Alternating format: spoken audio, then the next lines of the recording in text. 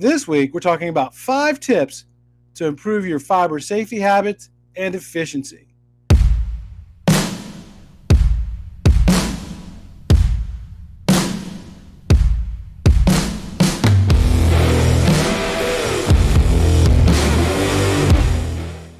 Welcome to the show where we tackle the tough questions submitted by installers, estimators, project managers, ICT personnel, even customers.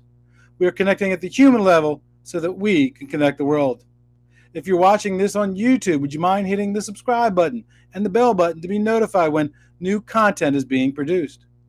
If you're listening to us on one of the audio podcast platforms like Stitcher, Apple, would you mind leaving us a 5-star rating? Those 2 simple little steps helps us take on the algorithm, which helps us educate, encourage, and enrich the lives of people in the ICT industry. Thursday nights, 6 p.m. Eastern Standard Time. What are you doing?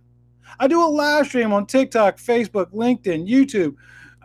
But I can hear, but Chuck, I'm driving my truck at 6 p.m. Eastern, so I don't want to get into an accident. That's okay. I record them, and they're put on the website at letstalkcabling.com. And finally, while this show is free and will always remain free, if you find this content valuable, would you mind clicking on the QR code right there where you can buy me a cup of coffee? You can even schedule a 15-minute one-on-one Zoom call with me, after hours, of course, and just a way to help produce the show. As I mentioned, fiber. Everybody wants to get into it. It's the latest, hottest, and greatest thing. Oh, technically, it's not the latest. It's been like that for the last 35 years. Ever since I got in the industry. Everybody wants to be a new fiber tech. But there are some things that you really need to think about. Some fiber safety tips. And also, the better and more efficient you are, the more money you can make. So this show was actually requested to me by LinkedIn. Imagine that, LinkedIn. They shot me a message, said, we need content on fiber safety and efficiency. I was like, oh, dude, I got to hop on that. So I got to thinking, who could I bring on the show to talk about fiber safety and fiber efficiency? If I only knew somebody who was very familiar with fiber. If I only knew somebody who did fiber training on a regular basis besides me. I thought of somebody. You might have heard of this guy. Welcome to the show, Lee Renfroe. How you doing, my friend? I'm good. How about you? I'm doing fantastic. How does it feel to be a retired Bixie board of directors person now? Oh man, it's I enjoyed my time on the board, but it does take time. That's one thing. So I have been freed up to do some other things that I've been looking forward to doing. Always will treasure that. Always will treasure that as part of my career. But yeah, onward and upward and ready to tackle some new things. Yep, very good. So you and I have been friends now for, I don't know, like 2 years, year and a half, 2 years, something like that. Yeah, something like that. Yeah. I know you, and everybody who I know knows you.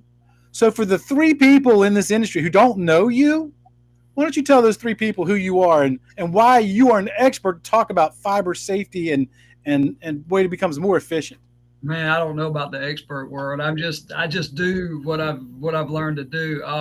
Obviously, from my accent, you can tell I'm from the South. So I always promote South Georgia because that's where I'm from. And I've been in the industry since I was 18. So I'm 44 now, and so I'm fixing to be a 45 this year. So I'm pushing up into being what's called a veteran, I suppose, of the industry. With pretty varied background with outside plant with the phone company, doing copper and fiber installations, some of the older technologies as far as high-speed internet when we were doing T1s and all that kind of stuff. But fiber instructor. I was a Bixie certified trainer when I worked for a technical college, and I was also an FOA instructor, which I have been able to keep and proceed with teaching FOA classes. I own an integration company, so I'm very active in the field, and then I still teach on a regular basis, so I'm able to keep up with a lot of continuing education and a lot of the technologies involved with fiber. And I learn a lot from my students when I do go teach. And that's one of the things I do love, because I pick up a lot of tricks of the trade from them. and that really helps me because I get to spread that to everybody else. I'm glad to hear you say that because I'm the same way. I've been on the instruction side now for about 10 years, and I like you. I hate the word expert, but you earned it. I mean, with all your stuff, you considered an expert. If not, I deem thee expert, fiber expert Titus. So you're now an expert. Um, I'll take but it. even experts can learn. Yeah, And I yeah, love that because when I teach classes, people ask me questions all the time, and sometimes it's it's the same question, just rephrased a different way for the 19th time. But sometimes they hit you with a question like, "Wow, I'm going to have to research that for you." And yeah, I, yeah. And I may not know the answer, and I'll put it on a parking lot. And if I can't find the answer quickly, I guarantee I know somebody who knows the answer, and I'll come back to them and get it. So yeah, yeah, I can tell you're a Big C certified trainer at some point because the parking lot, because they parking teach lot. that in Yeah, the class. yeah, yeah, And although I technically don't use the term parking lot when I teach classes, I use that same principle. yeah, I just yeah, do. Yeah. But you left out GoFar. Why did you leave that one yeah. out? Tell us about It's fairly new to what I've been doing. I've been like I said, I've been training for a long time independently, but due to just business reasons and partnerships with various manufacturers and distributors, I wanted to break that off separately. So I wanted to come up with a name, and I ran through several different names, and it was going to be like something school or something training, and then one day it just like light bulb. It was like I need to use something that sounds like my integration company, and it just go far. And it just fit the bill because I want to help people get to where they want to get to. I want to, be that person, that resource for them to extend their career and to further their career. And that's what people have helped me do. And I just kind of want to return the favor. when I saw you announce that, I was like, that is a stroke of marketing genius. uh, yeah, And just to quote you, Mister Mullet Minute, you yeah, know, yeah. but for those who don't know, he does a recurring article thing called Mullet Minute, and some of the best reading you'll ever read. By the way, I love those articles. Thank you. But yeah, I mean, it falls right along with your marketing, and in the name it says by going to this class you can go far. I love it. I was like, wow, that is just amazing, amazing. I thought, did you go to college and get a degree in marketing? No, I've been asked that several times, and I had somebody recently come up to me and said, "We want to speak to your marketing director," and I was kind of looking around, going, "That's me. I'm sorry for if somebody offended you. I didn't mean for that to happen." But they were like, "No, we really, there's got to be somebody behind this," and I was like, "Well, it's just me." And like I said, I'm from South Georgia. I do it the only way I know how. But the thing is, I try to do things that are interesting to me, and I try to do it first of all in a funny way because sense of humor goes a long way. But I Yeah. try to do it in an educational way too to get my point across. And that I think just that bridge between the two is what clicks with people. Yes.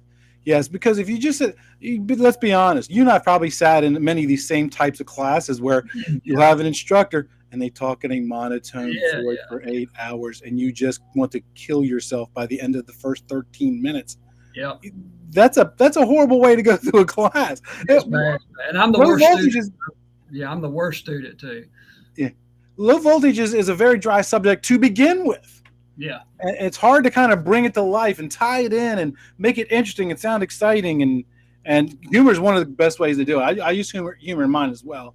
Humor and storytelling. I'd use a combination of both of those. yeah, yeah. And on the really good days, I tie them both together on the same time.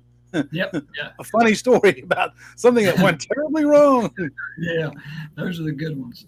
Yes, yes, they are. So the first subject I want to tackle is PPE, personal Yeah, protective equipment. Now, as you and I were talking about right just before we started hit the record button,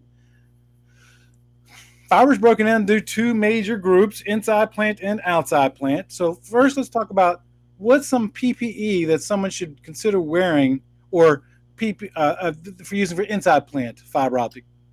Definitely. I mean, the first thing that pops up on every single certification test you're going to see is safety glasses. Number one, safety glasses is the key. That's because you're going to have fiber scraps and fiber shards. Also, depending on the type of fiber you have, if you're cutting strength members or if you're cutting, steel messengers, which you can still have, or armor, then that can backlash. And I've had it several times, something to whip back and hit me. But safety glasses is number one. There is a part of some cable that you would need gloves with, some cut proof gloves or cut resistant gloves. It's very important depending on what kind of cable you're opening up, armored cable or that's going to be the most specific one for the cut proof gloves. And then just the work area itself, pretty much working, if you're splicing, trying to have dark surfaces so you can get rid of your scraps the right way, having a trash box or a trash can for your scrap and that kind of stuff. That comes to mind initially. Yep, just like that. FIS, a good one there too. And then making sure you're disposing of them properly, because what I try to to explain to people is you can shove it all in the trash can, but then the cleaning lady, if you pay attention now to the way people get rid of the trash cans, they don't take the bags out. They will reach in with their hands and pull out the trash so that they don't have to take the bags out if there's not a lot in there. And that's one thing try to be careful of, is making sure we take the scraps out and dispose of them, not just leave them there for somebody else to try to get rid of. Right. Right. Good point. Excellent points. Let's shift the conversation to outside plant fiber. Okay. Man, so what's the PPE that someone should have for doing outside plant fiber? It's just a different world, man. Outside plant is a total different world. Definitely, again, safety glasses. Depending on if you're in confined spaces, you could have detectors, gas detectors that alert you for any kind of gas that could be in the area, because you definitely don't want to be using your splicer in confined areas. But safety vest, high vis vest, especially if you're going to be near the roadway. You got to have cones. Some roads require you to set up several feet or 100 feet behind you, depending on if it's a DOT or a state highway. You're definitely going to need. No, man, I'm trying to think of all kinds of stuff. Isn't that a certification by itself? Isn't that called like a flagger person? Yeah, I think so. Yeah, there's some DOT stuff with that you have to go through. Yep. You definitely going to need gloves, outside plant if you're pulling fiber, because it's rough on the hands, obviously, and you got to have a good grip a lot of times with that. And then there's actually tools that are safety style tools for wheel stops, or for the actual cable reels and things like that you would need. So the outside plant work comes with its own, and then you get into buried and aerial, and then you're a totally different ball game between the two. I like the fact that, because I never really thought about this before. Fusion splicing. If you're down in a confined space and you're doing some fusion splicing, I never really thought about that, because I've 99% of my career is inside plant. I've done a few outside plant stuff, but very little. But you're arcing something down there. It's highly recommended never to splice in those confined spaces. Get the fiber out, get it to a table, get it out of the hand hole, get it out of the maintenance hole, bring it up to the ground surface and splice there or in the trailer where you have a controlled environment. That's really what you're looking for, is a controlled environment for safety purposes and quality. You mentioned safety glasses. Just regular safety glasses, or are there specific safety glasses for fire? I always go with the ANSI rating, and I do not even remember the actual ANSI rating. I think it's ANSI 67, I think. Yeah, probably. I think so. I always misquote that one. Yeah. But yeah, definitely want to look for an ANSI rated glasses. There's not any specific glass, as far as I know, for splicing that's like a welder type of a thing, because you're not actually seeing the arc, right. But I would say indoors, not to wear a darker set. You would need something clear. Outside, dark is probably fine. but the clearer the better, so you can see your scraps and you can see what's going on. Don't they make safety glasses to protect your eyes against active fiber? They probably do for a certain wavelength. I don't know if I've ever used any, but I think I have seen some. I wouldn't know who the manufacturer is though. Gotcha. Yeah, Um, I think that was one of my Wednesday tool challenges. Actually, I found a pair of safety glasses that were laser proof. And you're right. for You get the for, which for wavelength? infrared, I guess for Which the wavelength? probably just for anything infrared. I suppose maybe I'm not sure. I did look Yeah. that up. I need to catch up with that and see. That'll be something I need to Yeah. talk Always about. wear safety glasses, even when you don't think you need them. Yeah. I was me and a friend were tearing down a duck house last weekend, and I took all the wood to the dump, and they're like, "Well, we don't take that kind. You have to go to the main landfill, but it's closed today because it's on fire." I'm like, "Oh, great! That's like a 30-minute drive from me. I live in the country." I'm like, "It's a Yeah. 30-minute drive." So what I do, I just brought it back home and got the tractor out, dug a hole, threw all the stuff in the hole, and torched it. Right. Yeah. And so I got this nice little bonfire going. I'm like, hey, I got some branches over here. I got some vines over here. And I grabbed the vine, and I'll be darned if one of the vines didn't go dink and hit me right in my eye. I was Always. like, oh, man, I should have been wearing safety glasses. I can't tell my wife I was outside working without safety glasses because she will kill me. Yeah, and the safety glasses is not really for the fiber. It's for the environment of the fiber. Let's just say you're doing pole hardware on a pole and you've got a 5 pound hammer, or you've got a drill and you're drilling out a pole. That wood scraps are going to come back at you. Also, if you're driving J hooks into a pole, the pieces of metal that come off the J hook will come back, and I cannot tell you how many have got in the corner of my eye just from doing that. So it's not really about the fiber all the time. It's about the environment of everything that's going on with the fiber. And, and here's something I'd like to throw in there.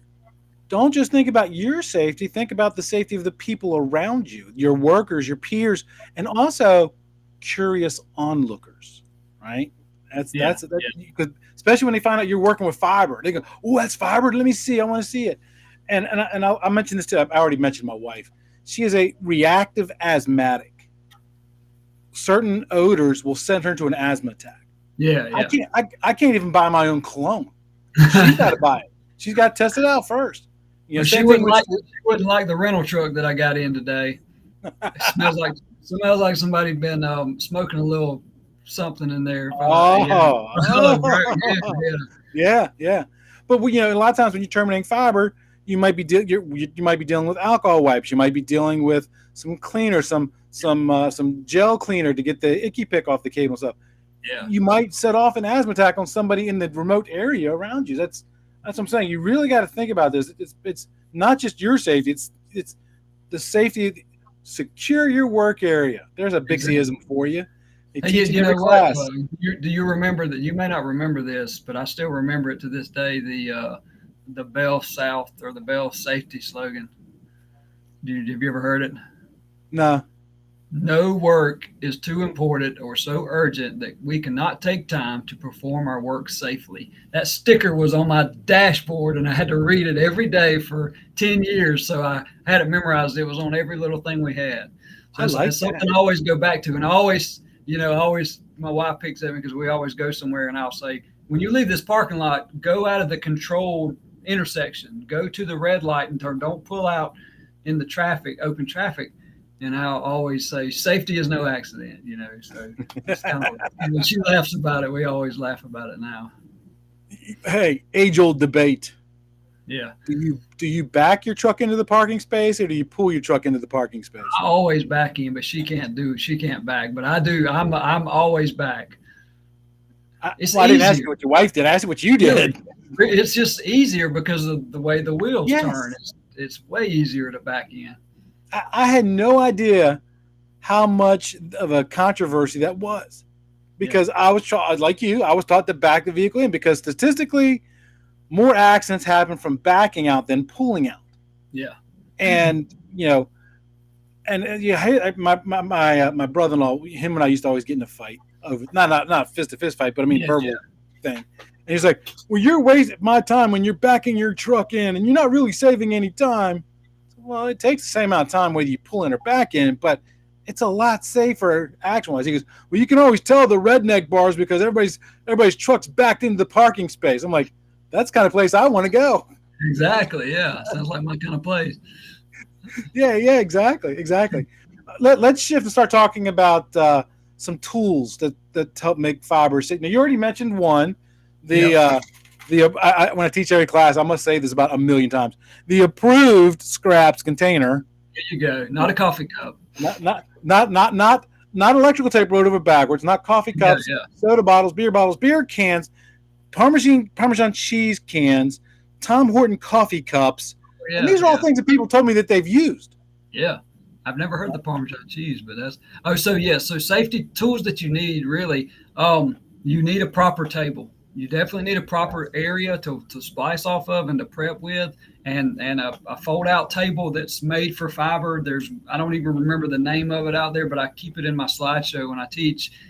It's just a small, it looks like an ironing board almost. It pops up and it gives you a space to work off of.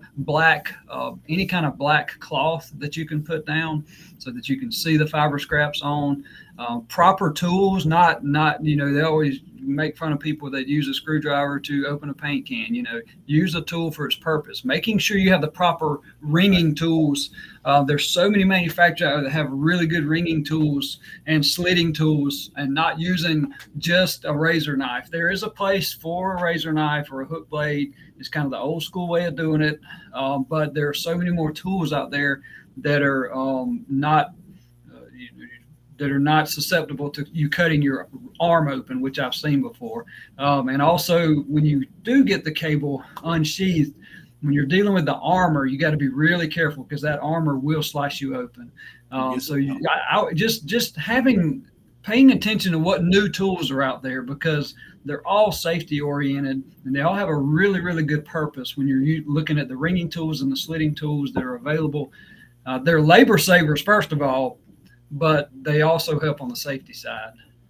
And they've gotten a lot better over the last 10 years. I mean, they have just exponentially gotten way better. It seems like there's a new tool like every 2 weeks coming out. Yes. Yeah. It's hard to keep up with them. The fast clamp. The fast clamp is an awesome looking tool for splice trailers that clamps the cables down and keeps them from moving. You look at that.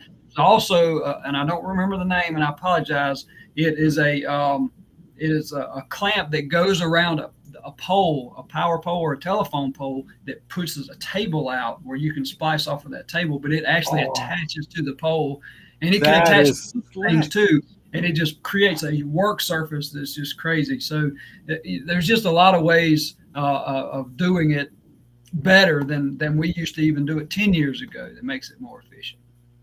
It's kind of ironic you mentioned fast clamp, because I just interviewed that guy. Oh, did you? Yes. He's here in Florida doing the whole going around the state. And I drove down to Lakeland. He drove up to Lakeland. We went to a hotel that had a conference room, and I met him and his wife, and I recorded a show. Yeah. What's cool to me is fast clamps is something new. Traxel, which is you need to interview that guy for putting the fiber down. We're actually working a project. That's why I'm up here in New York this week. We're doing some prep work to do a Traxel project in the next couple of weeks. But I like to see installers and technicians who come up with something and it just comes out into the public, into the field, and just makes everybody's life better.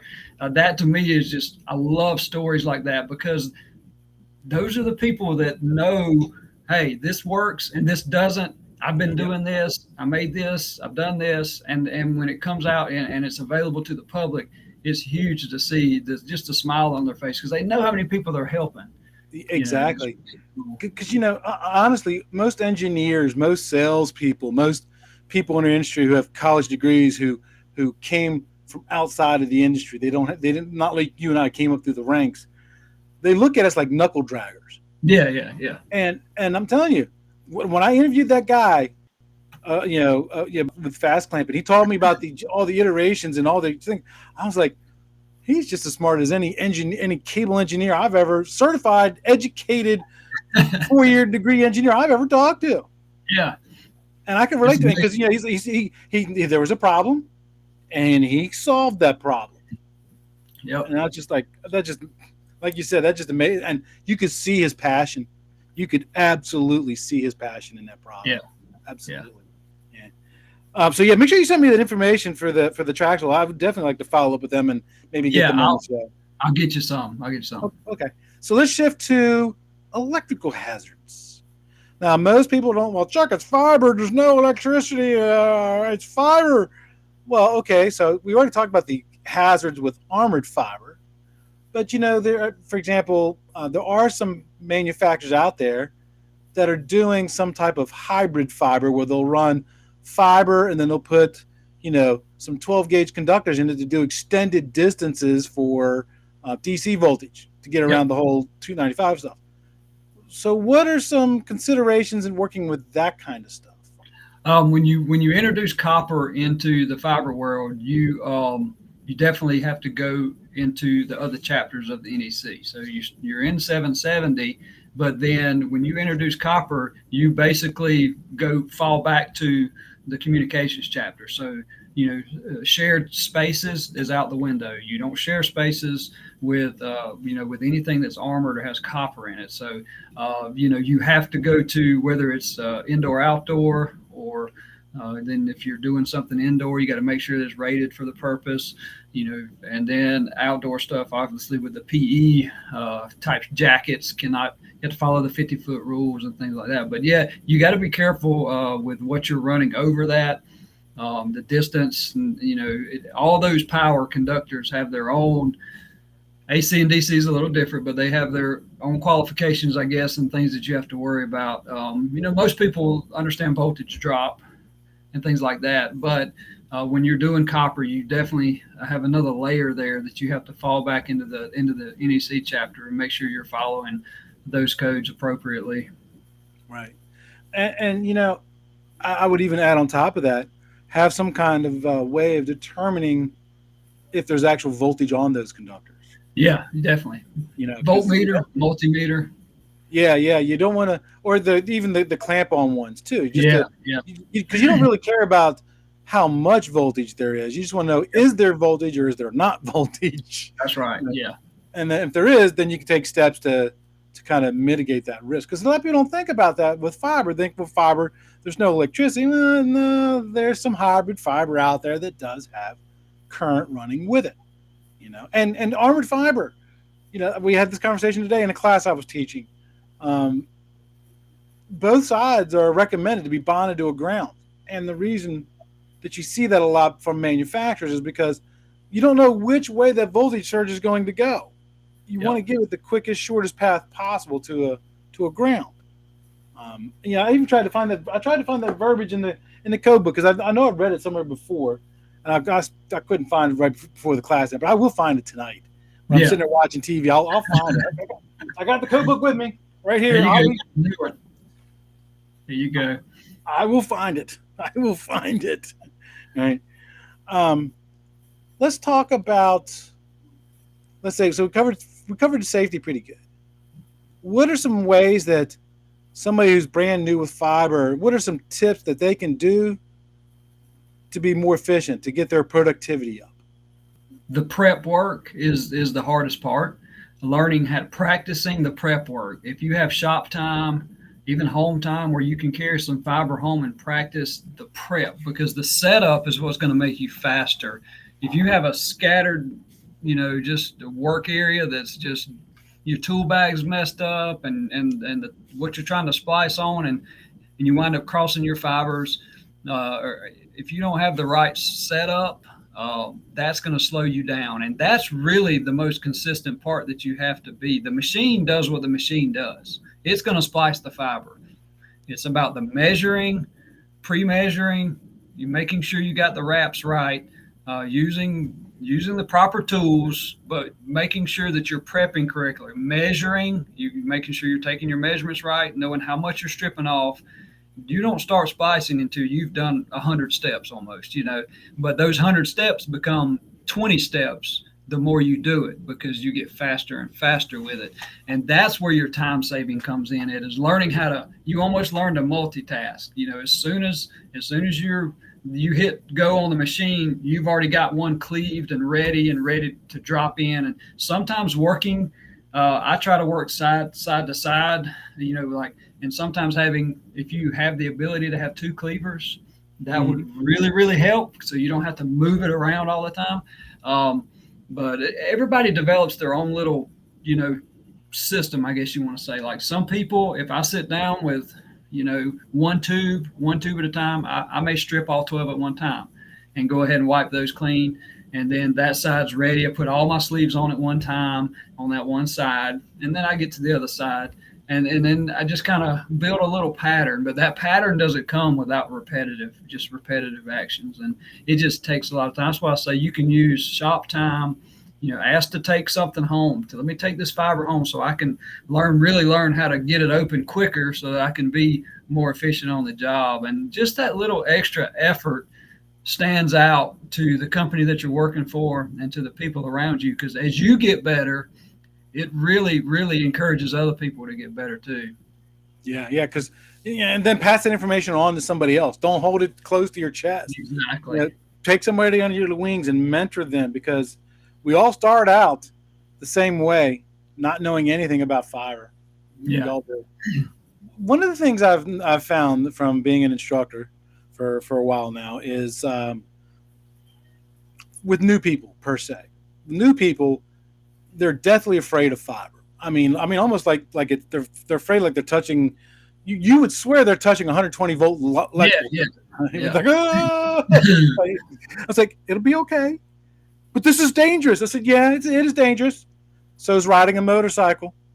So is scuba diving. But we wear PPE to protect ourselves, right? So when it comes to stripping the fiber, with new people, I always recommend the no nicks, because they're more precise and less likely to break it. But I tell them, look, if you want to be really good with fiber, get a set of millers, go home, set up an appropriate fiber termination stand. Don't do it with little kids running around, and just practice, because you'll be way faster with millers than you'll ever be with no nicks. Yeah, I like the 2-hole, the 3-hole millers, depending on what I'm doing. I've got a couple of sets of each, but I'll tell you what's even better than that. What takes all the air out of it? Thermal strippers. Oh. Thermal strippers. It slows you down a little bit if you're seasoned. It slows you down a little bit, but it takes. How many times have I had to just redo something because I squeezed too hard, or I turned the tool too long, or I try to work too fast and I wind up breaking something? But thermal strippers, man, if you're new to the game, they will force you to pay attention and to slow down, and they do the hard part for you. Right.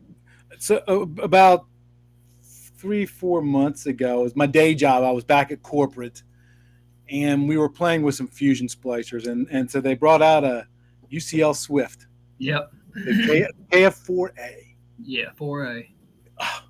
Oh, I told you, if I had $5,000 in my pocket, I would own one. I don't do fiber anymore, but I would have one, because that thing is so wicked cool, and it's got the thermal stripper. When it did that, I was like, it's built right onto the hood, man, and it takes all the air out of everything you do. It's a very good machine. All of their machines are good. The ribbon splicers jam up, and I think all of them even support the splice on connectors. And that's another thing that can make you more efficient and more faster, is just staying up with the technology. When you do pigtails, you have to pre-wrap, you have to measure, and then when you're through, you have to wrap everything. You got to remember which way this one went this way, this one went this way. When you do splice on connectors, all that's out the window. So all that time is not there. You want 3 wraps, you wrap it 3 times, cut it, put your connectors on, and then you wrap it, and then you're done. You don't have to measure. You don't have to worry about which way you wrapped it.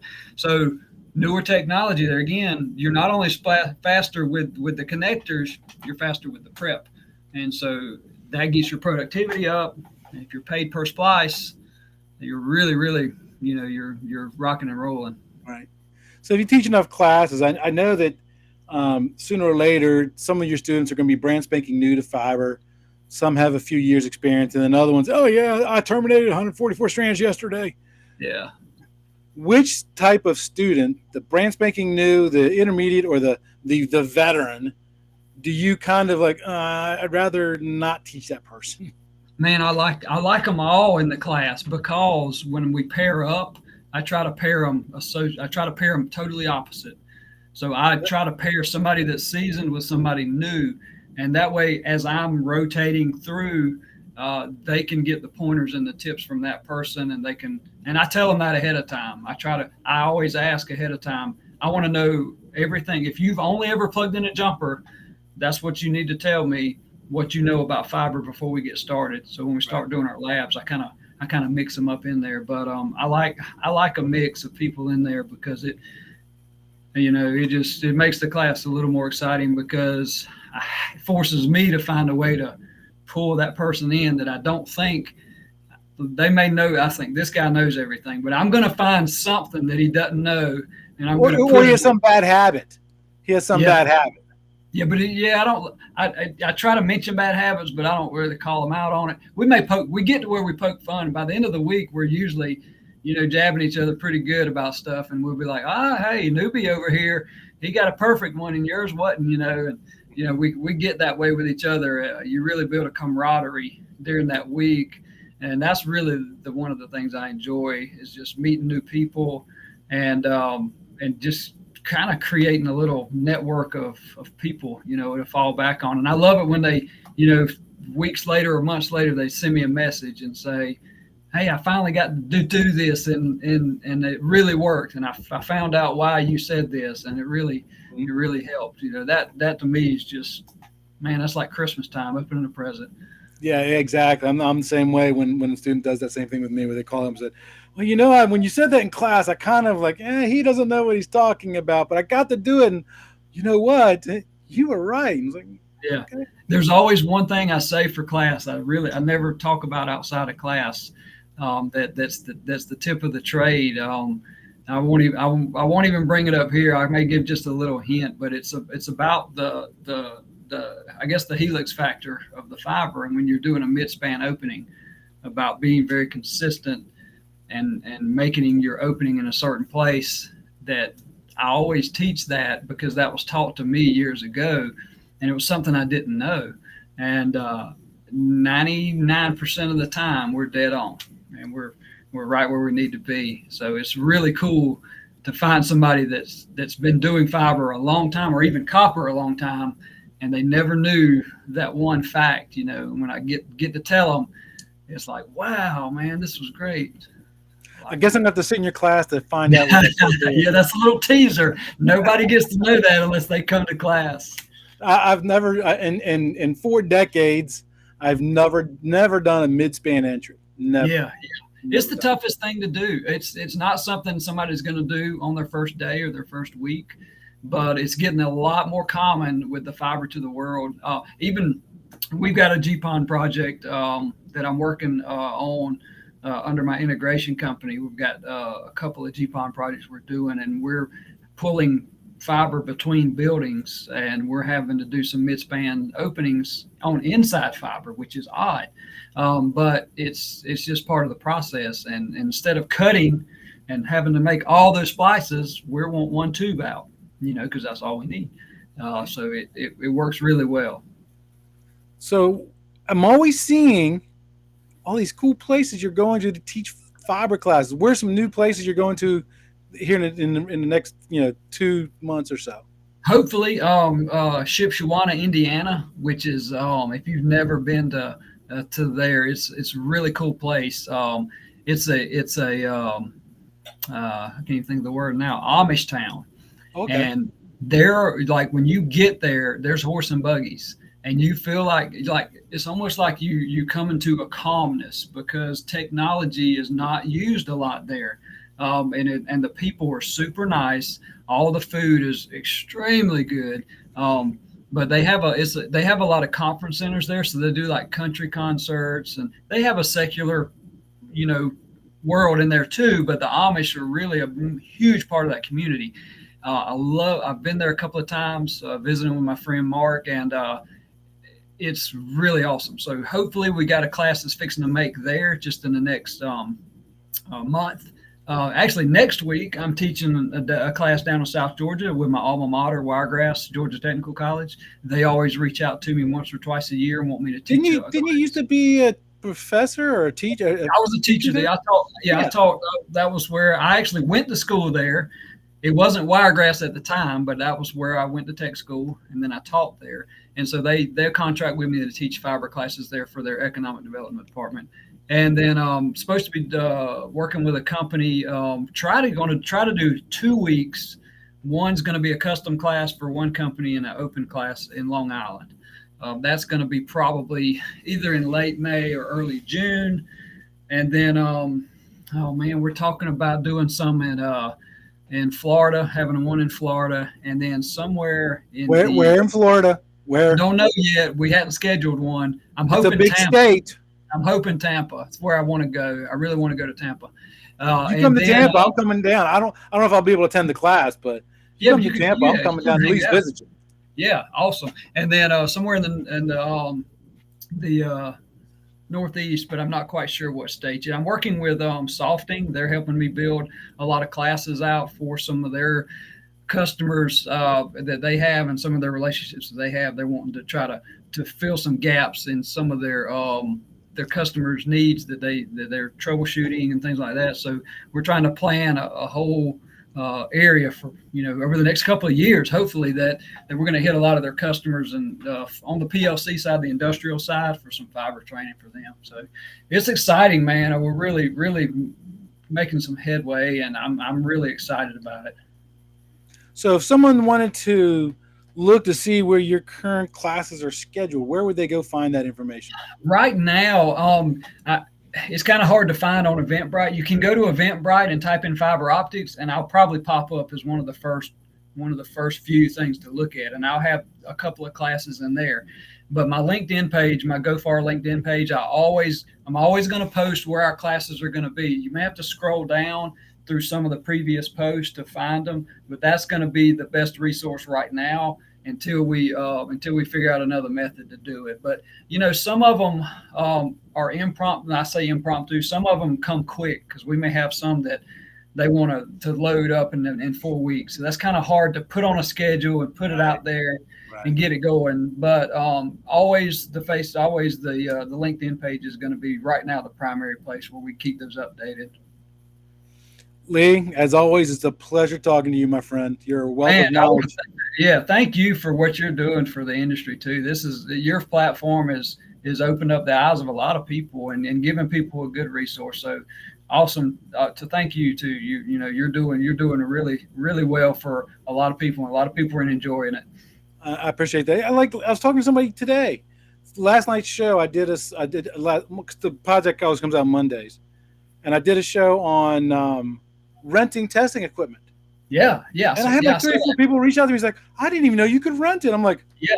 How could you not know that?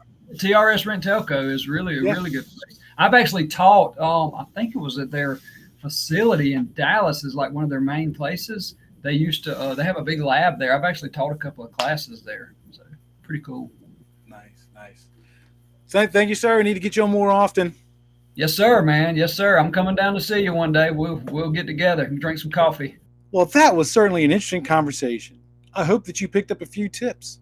If you have a few tips that we may not have covered, put them in the comments below. Let's share some information and make everybody a little bit better. Because remember, in the end, knowledge is power. That's it for this episode of today's podcast. We hope you were able to learn something. Make sure to subscribe so you don't miss out on future content. Also, leave a rating so we can help even more people learn about telecommunications. Until next time, be safe.